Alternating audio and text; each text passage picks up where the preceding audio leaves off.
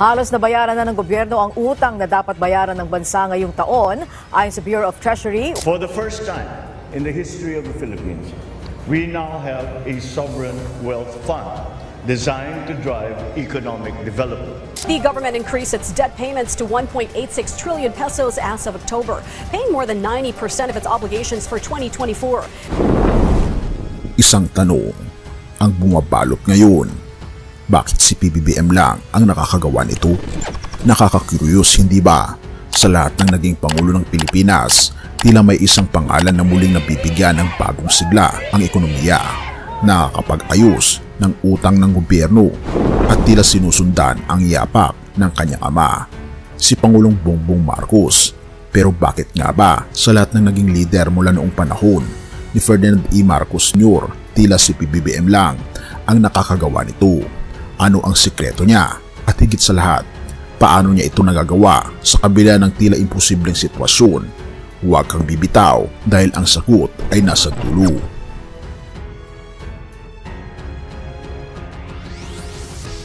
Nagsimula ang usapin ng pambansang utang noong panahon ng martial law. Oo, lumaki ang utang noong panahon ni Ferdinand E. Marcos, pero ginamit ito para sa malalaking proyekto tulad ng mga dam, kalsada, ang Pan-Philippine Highway mula Apari hanggang Hulo at iba pang mga infrastruktura na hanggang ngayon ay ginagamit pa rin natin. Subalit matapos ang kanyang administrasyon, naging iba ang usapan. Sa ilalim ni President Cory Aquino, lumubo ang utang. Gayon din sa administrasyon ni Ramos, Estrada at Macapagal Arroyo ay umakyat pa rin ito.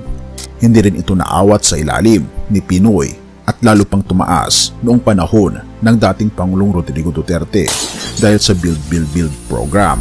Kaya nga maraming nagsasabi, hanggang kailan tayo magbabayad ng utang? Pero ito na nga ang nakakagulat. Sa ilalim ng administrasyon ni Pangulong Bongbong Marcos Jr., tila unti-unti nagiging posible ang imposible. Sa datos mula sa Bureau of Treasury na itala na ng administrasyon ang pagbabayad ng 91.6% ng kabuuang utang para sa 2024, isang record na mahirap pantayan. Sa simpleng salita, hindi lang utang ang binabayaran ng administrasyon, binabawasan din ito ang pasanin ng susunod na henerasyon. Hindi lang basta bayad utang, kundi pinapababa rin ang interes. Sa loob ng 10 buwan, ngayong taon, ang nailaan, 1.22 trillion pesos ang nailaan para sa amortization, isang 27.3% na pagtaas mula noong nakaraang taon.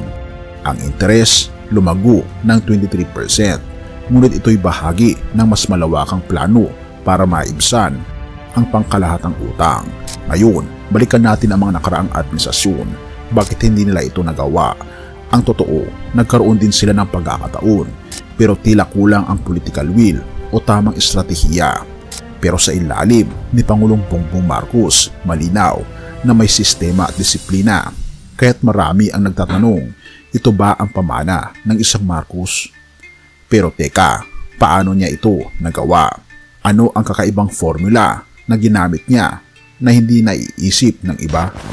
Paano na ibabalik ang tiwala ng lokal at dayuhang kreditor habang napapanatili ang pang-ekonomiyang kaayusan? Ang sagot, ang pagpapatuloy at pagbabago. Sa simpleng salita, nagkakaroon ng continuity sa mga magagandang programa ng naunang administrasyon tulad ng Build program ng dating Pangulong Rodrigo Duterte, pero may dagdag na reforma sa fiscal management. Tila natutunan ng administrasyon ni Pangulong Bongbong Marcos na ang simpleng pagbabayad ng utang ay hindi sapat. Kinakailangan ang mahusay na pagpaplano, tamang alokasyon ng pondo at tiwala mula sa mga Pilipino. Kaya kung iniisip mong pare-pareho lang ang mga naging Pangulo ng Pilipinas, mag-isip kang muli, kaibigan. Si Pangulong Bongbong Marcos lang ang tila sumusunod sa yapak ng kanyang ama na may layunin, na may malasakit at higit sa lahat na may disiplina para sa isang mas maliwanag na bukas, ang bagong Pilipinas. Ngayon, masasabi mo na bang si Pangulong Bongbong Marcos lang talaga ang makakagawa nito? Ikaw ang magdesisyon, kaibigan. Roma 13 verse 8, huwag kayong magkaroon ng utang kaninuman maliban sa pag-ibig sa isa't isa, sapagkat ang umiibig sa kanyang kapwa ay nakatupad na ng kautusan. Ang talatang ito ay nagpapaalala sa atin na ang pagbabayad ng ating mga utang hindi lamang sa pananalapi kundi pati na rin sa pananagutan sa ating kapwa ay tanda ng pagmamahal at katuparan ng utos ng ating Panginoong Diyos, tulad ng ginagawa ng administrasyon ni Pangulong Bongbong Marcos. Ang maayos na pamamahala ng utang ng bansa ay hindi lamang para sa kasalukuyan kundi para rin sa kapakanan ng susunod na henerasyon. Ito ay isang anyo ng pagmamalasakit at responsibilidad na dapat nating tularan. Ang pagbabayad ng utang ay isang espiritual na gawain ng katapatan at ipinapakita nito ang kahalagahan ng tamang pangangasiwa, pananagutan at pagmamahal sa ating kapwa at sa ating bayan. Purihin ang ating Panginoong Diyos at tayo manalangin. Ama naming Diyos na makapangyarihan sa lahat, na nasa langit, na siyang umiibig sa buong sangkatauhan. Ikaw ang may-ari sa lahat ng bagay sa mundong ito. Salamat po sa inspirasyon na dala ng mensaheng ito. Nawa'y magsilbing paalala sa amin na ang tamang pamamahala ng aming mga responsibilidad ay tanda ng pagmamahal at pagsunod sa iyong mga utos. O aming Panginoong Diyos, salamat sa liderato na naglalayong pag-aanin ang bigat ng aming hinaharap sa pamamagitan ng maayos na pangangasiwa ng utang. Patuloy niyo pong patnubayan ang aming Pangulo at ang kanyang administrasyon upang magtagumpay sila sa kanilang layunin na mapabuti ang buhay ng bawat Pilipino. O aming Panginoong Diyos, itinataas din namin ang mga tagapakinig at taganood ng mensaheng ito. Pagpalain niyo po sila ng karunungan, pananampalataya at kakayahang maunawaan ang kahalagaan ng disiplina at pananagutan.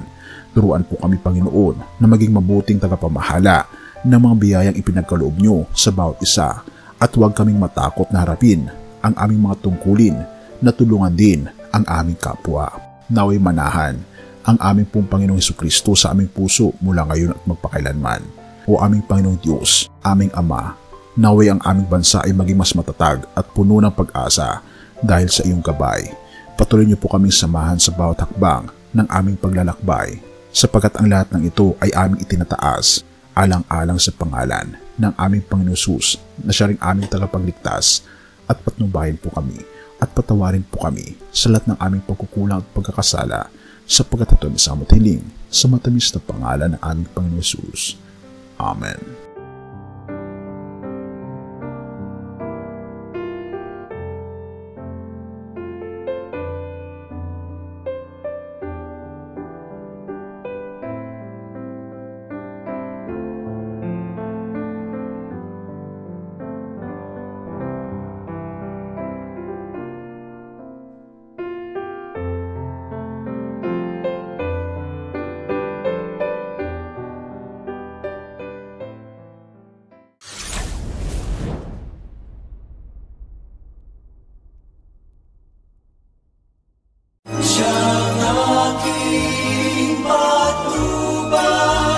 Siyang aking gabay, siya ang tanging Panginoon, magpakailanman.